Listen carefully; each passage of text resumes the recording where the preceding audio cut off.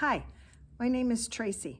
I'm Susan Gillen. Hi, this is Martin Heath. And I'd like to take a few moments and share some of my thoughts, my gladness, my excitement, my sadness around a ministry that started here at First Church when everything else stopped.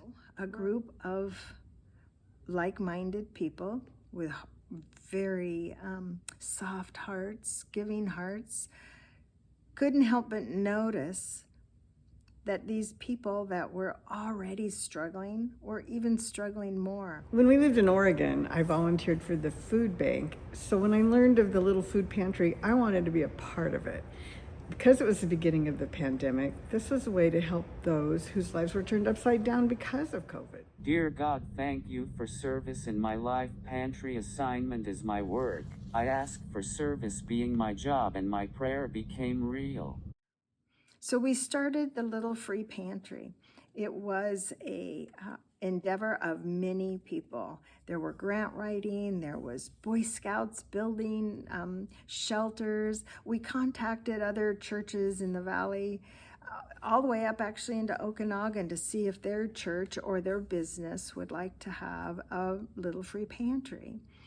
And sure enough, we got about 12, maybe 13 different entities to build or take one of the ones that we built for them, a pantry to put out front. It was an exciting time for those of us that saw that we were making a difference. It seemed so easy. Just donate food, stock the cart. This simple task brought insight. My wife Jacqueline and I have worked with the Little Essentials Pantry practically from the beginning, and have done everything from making donations of food and cash to buying supplies. And once there was some grant money available, we also started making bulk purchases at local stores. We got quite good at finding the weekly bargains. There is a plus and a minus to the design of it. It's easy to donate food and time and energy, and it felt good.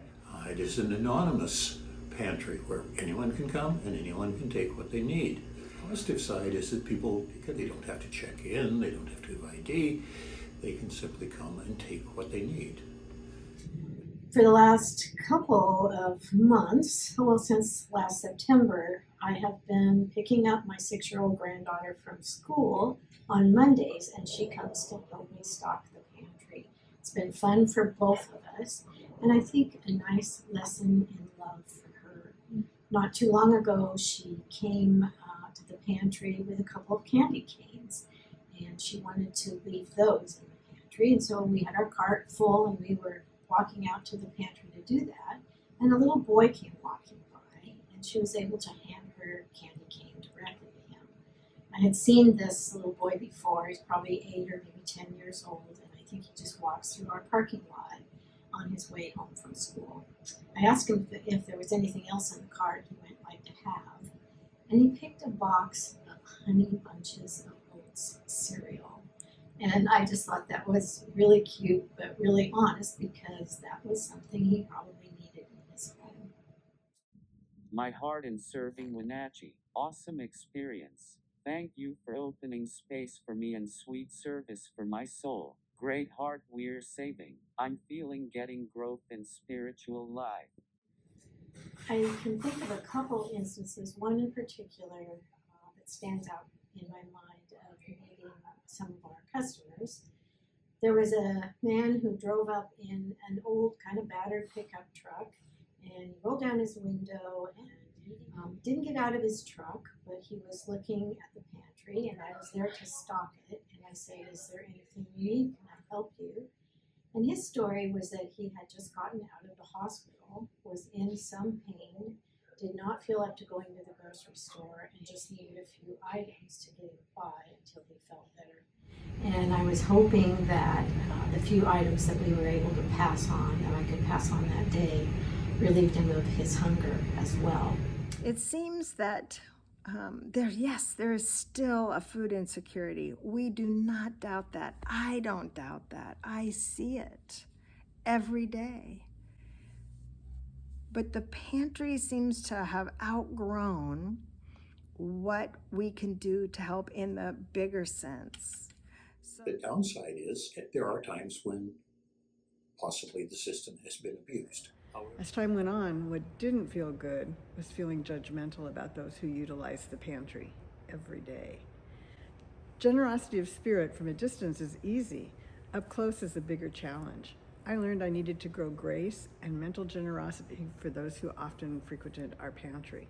We have provided literally tons of food and possibly more importantly, the things that are not considered food: sanitary supplies, toothpaste, deodorant, shampoo, things that are expensive and if you are on a limited budget are difficult to come by. The support from our congregation has been amazing. We decided to take the pantry and give it back to the community. So it's not closing, which warms my heart. It's just changing. I look forward to meeting community members that load the pantry.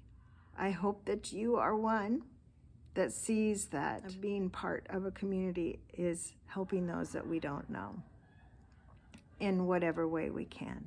I'm also planning to volunteer at the Community Action Council because I do believe our church values align with the ministry that they have there. And I will also always look for ways that I can help those with food insecurities in the valley. Thank you for helping all the times you've helped. Thank you for spreading the word. I think that this operation has been a blessing for the members of the congregation that have worked on it, and I hope that it has been a blessing for the community that we serve. My heart sings being pantry helper. I am most thankful for needing less support of juggling card. Great feeling for me doing pantry. It's been a pleasure to work with the Little Essentials Pantry.